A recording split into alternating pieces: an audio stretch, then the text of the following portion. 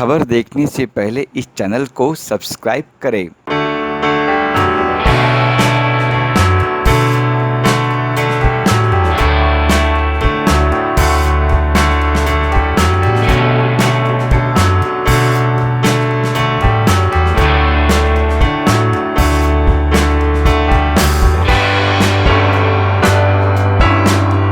सबसे पहले मैं तो अपने जो हमारे मीडिया के मित्र हैं, मैं आप सबका हार्दिक आभार प्रकट करता हूं कि एक बार फिर आपसे रूबरू होने का मौका मिला।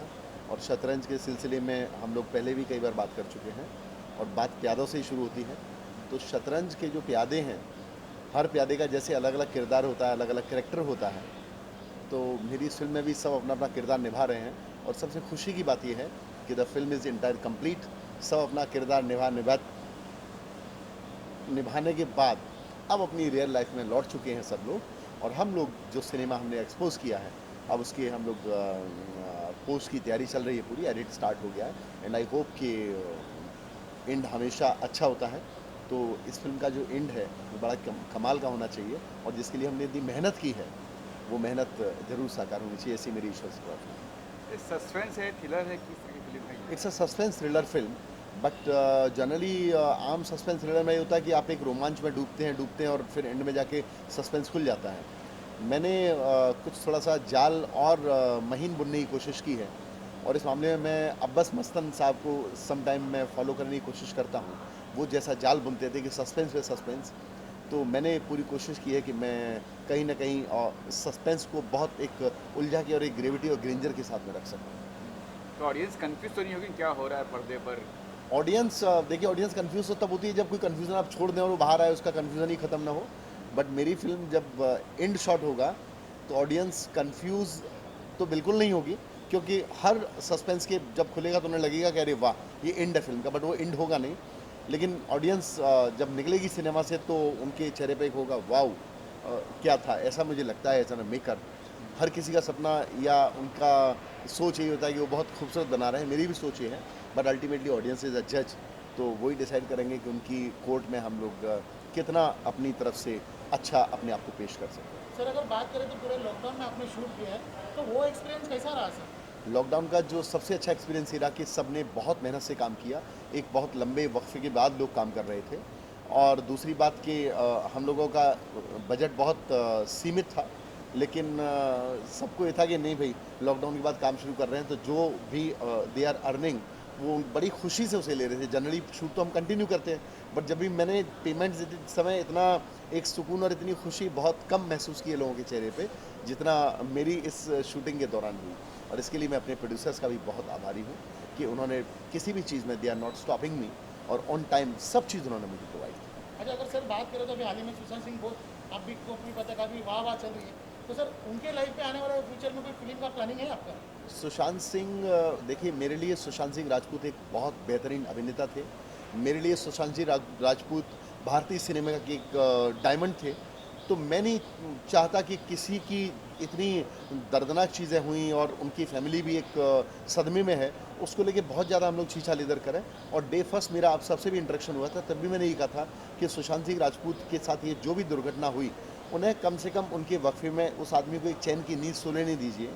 और ये बाकी जिम्मेदारी, इन्वेस्टिगेशन हमारी जिम्मेदारी नहीं होती। इन्वेस्टिगेशन सरकार की, संविधान की, कानून की जिम्मेदारी होती है, जिसमें कि कंटिन्यू चल रहा है। सीबीआई भी आ गई, और लास्ट बट द लीस्ट अभी तक क्या हुआ है? अभी तक सब वो कहते हैं ना कि धूल में लठ मार रहे हैं, वही चीज़ें निकली। और डे फर्स्ट से मैं वही बोल रहा था। तो सुशांत सिंह राजपूत का जो अपना जीवन जीने का जो स्टाइल था, रियल लाइफ, और एक किंग साइज वो लाइफ जीते थे। मुझे लगता है कहीं ना कहीं उनका जो किंग साइज जो लाइफ जीने का जो उनका जो तरीका था, उस तरीके में जो लोग उनके साथ फिट थे, और फिर उन्हें छोड़ छोड़ के वो लोग भागते चले गए। और दूसरा भी इंडस्ट्री के कुछ ऐसा सब बोलते हैं लोग कि उन पर प्रेशर बनाया लोगों ने, तो शायद उस प्रेशर को और उन लोगों के छोड़ने में जो अवसाद उन्हें हुआ, उस अवसाद को वो सितारा झेल नहीं सका, और ये उनका अंजाम इस दर्दनाक स्तर तक पहुंचा। और ये इंडस्ट्री में पहली बार नहीं, पहले भी हुआ है, मीना कुमारी जी से लेकर, और ये कंटिन्यू सिलसिला जारी है। मैं तो ईश्वर से प्रार्थना करता हूँ कि ऐसी चीज़ें आगे नहीं। सर मेरा सवाल ये था कि सुशांत सिंह राजपूत के ऊपर फ्यूचर में आप कोई फिल्म लेके जाके बनाएंगे? मैं सुशांत सिंह राजपूत के ऊपर कोई भी कभी फिल्म नहीं बनाऊंगा, उससे मिलते जुलते सब्जेक्ट पे भी कोई फिल्म नहीं बनाऊंगा। अच्छा, इसमें कई बड़े कलाकार, शतरंज की बात कर रहा हूँ मैं, कई बड़े कलाकार है, तो कलाकारों का चयन कैसे हुआ, क्या कुछ बताएंगे कलाकारों के बारे में? मैंने मेरे इंडस्ट्री में रिलेशन बहुत अच्छे हैं और जिससे नहीं भी हैं तो बहुत छोटी सी इंडस्ट्री है हमारी, हर कोई आपस में एक दूसरे का दोस्त होता है। तो मैंने इतना प्यार कमाया है कि जब मैं ये फिल्म की जब प्लानिंग कर रहा था, स्टोरी बना था, तो स्टोरी बोर्ड पे ही मैंने आर्टिस्ट फिक्स कर दिए थे कि ये आर्टिस्ट काम करेंगे। And I am touch wood, I am lucky कि मैं जब मुझे मेरे प्रोड्यूसर्स की तरफ से ग्रीन सिग्नल मिला और मैं उन आर्टिस्ट के पास गया कि भाई आपको लेके मैंने बनाया, आपको काम करना है, तो सब ने हाँ कहा। किसी से मेरी कोई बजट को लेके बात नहीं हुई, किसी ने मुझे डेट्स को लेके बात नहीं की। एवरीबॉडी सेड कि नहीं सर, वी आर हैप्पी, आपके साथ खुशी से काम करेंगे। और जब ये शूट ख़त्म हुआ तो मुझे और भी खुशी हुई। हितेन तेजवानी, शावर अली, ऐसे स्टार लोग, दिलेर मेहंदी, ब्रूना, इसके अलावा कविता त्रिपाठी, दे सेड कि नहीं, आप जो भी प्रोजेक्ट करेंगे आगे हमारे साथ ही करेंगे। तो एक डायरेक्टर के लिए बहुत बड़ा कॉम्प्लीमेंट होता है। अपन दिलेर मेहंदी की बात की, अभी गाना शूट हुआ सर, क्या कैसा रहा सर वो एक्सपीरियंस कैसा रहा? किंग के साथ काम करना किसको अच्छा नहीं लगता। तो दिलेर मेहंदी तो नायाब हीरे इंडस्ट्री के, और मैं बड़े हम्बलनेस के साथ कहता हूँ कि उस आर्टिस्ट ने आज तक जितनी भी फिल्में की हैं सब बहुत बड़े लेवल की हैं। तो दिलेर भाई के भी जीवन का देखा है तो छोटी फिल्म में एक डेब्यू है। शायद मेरे बाद कई प्रोड्यूसर्स या डायरेक्टर्स की हिम्मत होगी कि उनको अप्रोच करेंगे कि आप हमारी फिल्म में गाना कीजिए, और उनको भी, क्योंकि बड़ा हमने रिकॉर्ड टाइम में सब खत्म किया उनके साथ, उनको भी लगेगा नहीं, मैं छोटे जो प्रोडक्शन हाउसेज हैं उनके साथ भी काम कर सकता हूँ। तो ये एक नए द्वार खुलेंगे नए लोगों के लिए। बट दिलेर भाई का इस सब के लिए मैं हृदय से शुक्रिया अदा करता हूँ। सर लॉकडाउन के बाद पैसे की काफ़ी तंगी आ गई थी, किस तरह से आपने प्रोड्यूसर को मनवाया कि चलो फिल्म करनी है, लॉकडाउन का शूटिंग शुरू हुई है और काफ़ी कुछ प्रिकॉशन लेना पड़ता, सैनिटाइजर रखो, मास्क पहनो, ये करो, कैसे कुछ प्रोड्यूसर को कुछ बर्डन तो नहीं आया ना पैसों का लेके? नहीं, प्रोड्यूसर एक्चुअली क्या होता है ना, आप डे फर्स्ट से जब एक बजट आप फिक्स करके चलते हैं और बजट अगर हाइक नहीं करता आपका, आपकी जो कमिटमेंट है वो आप कमिटमेंट अगर निभाते हैं अपने प्रोड्यूसर के साथ में, तो नोबडी सेड नो। आपने एक लकीर खींच दी कि मैं इस ग्राफ में काम करूंगा एंड पीपल सेड यस, तो फिर उस ग्राफ में अगर आप काम कर देते हैं तो आपका कोई विवाद ही नहीं रहता। तो मैं हमेशा अपने कैरियर में मैंने कोशिश की कि मैं जो ग्राफ अपने प्रोड्यूसर्स को दूं, मैं उस ग्राफ में काम करूं, और अभी तक तो ये हम ग्राफ में आगे चले आए। नहीं, हमने देखा भी है कि आप बहुत फास्ट काम करते हैं और एक दिन में मतलब कोशिश करते हैं 10, 15, 20 दिन में शूटिंग खत्म हो जाए, तो अंदर कुछ टीम भी है क्या, फटाफट काम हो जाए, क्या है सर? देखिए, 3 लोग अगर सेट पे खड़े हुए हैं, डायरेक्टर, डीओपी और प्रोडक्शन कंट्रोलर, ये 3 लोग अगर सेट पे हैं सुबह से लेकर रात तक, जब तक पैकअप ना हो, वो अगर लंच के लिए भी नहीं जाते हैं, तो आप ये मान के चलिए हर प्रोजेक्ट आपका टाइम टू टाइम निपटेगा। तो मैं यही करता हूँ, जब मैं खड़ा रहता हूँ तो मेरा डीओपी भी खड़ा रहता है, सारी प्रोडक्शन टीम खड़ी रहती है। तो जब सभी खड़े हैं तो काम ही करेंगे, खड़े होकर करेंगे क्या।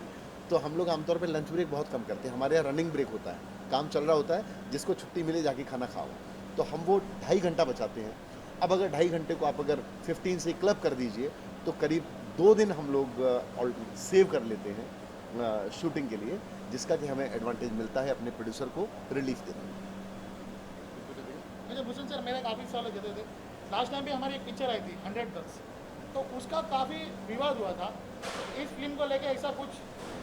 देखिए, विवाद में तो कोई नहीं चाहता उसका विवाद हो, सब चाहते हैं मेरी जीवन शांति से गुजरे और शांति से निकल जाए। मेरी फिल्म को लेके विवाद नहीं था, मेरी फिल्म को लेके कुछ लोगों को आपत्ति थी, तो मैंने आपत्ति बहुत प्रेम से जाके उनको सॉल्व की, उनसे बात की। हर चीज़ अल्टीमेटली टेबल पे ही होता है, तो मैंने बात की और सभी सेटिस्फाइड हुए। सब ने, जिनसे विवाद था उन लोगों ने मेरी फिल्म मेरे साथ बैठ के देखी और हंसते हुए बाहर आए, जैसे कि बहुत अच्छा। तो मैं इसको भी अपने लिए रिवार्ड मानता हूँ। और ये तो सस्पेंस थ्रिलर है, इसमें कोई विवाद तो छोड़िए, कोई बात ही नहीं है। सब ने इतने प्रेम से काम किया है, तो इसमें तो सिर्फ हम लोग ब्लेसिंग्स एक्सपेक्ट कर रहे हैं कि हमें सारे ऑडियंस की, सभी लोगों की यूनिट की ब्लेसिंग्स मिलें। अच्छा, अगला प्रोजेक्ट आ रहा है त्राहिमाम, उसके बारे में कुछ तो बताएंगे सर? त्राहिमाम मेरे बड़े, हालांकि मेरे सारे प्रोजेक्ट दिल के करीब हैं, त्राहिमाम में थोड़ा सा मैं जैसा हूँ वो मैं उसको सिनेमा पर उतारना चाहता हूँ। बड़ा हार्ड हिटिंग सब्जेक्ट है, रक्त चरित्र है, बाकी जो आपने देखे होंगे और भी फिल्में जिस सिनेरियो में आई हैं उसमें इसको बनाने की कोशिश कर रहे हैं, क्योंकि मेरा लालन पालन जो ऐसी जगह पे हुआ है। मेरी स्टडी धौलपुर हुई, मैं जगनेर का रहने वाला हूँ, आगरा ब्रिज क्षेत्र है, वहाँ पे हम लोगों ने ग्रेजुएशन किया, कॉलेज, ये लाइफ, और हमने बड़े हार्ड हिटिंग चीज़ें देखी अपने टाइम पे। अब तो समय बहुत चेंज हो गया, तभी मोबाइल वगैरह नहीं हुआ करते थे, तो उस चीज़ को मैंने बहुत नज़दीक से देखा है। तो मुझे बड़ी खुशी है कि मैं, मेरी जो लाइफ थी उसको कहीं ना कहीं मुझे एक जो मैंने देखा अपने कॉलेज टाइम में, स्कूल टाइम में, उससे मुझे फिल्माने का मौका मिला। तो कास्टिंग वगैरह हो चुकी है सर, कुछ बताएंगे? कास्टिंग ऑलमोस्ट कंप्लीट है इसकी।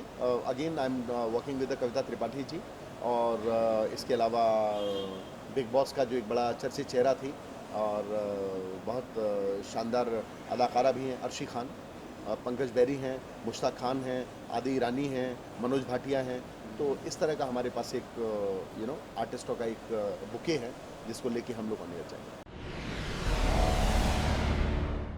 Global advertiser for innovative outdoor solutions. Global as a company, it has never compromised on its service quality and commitment.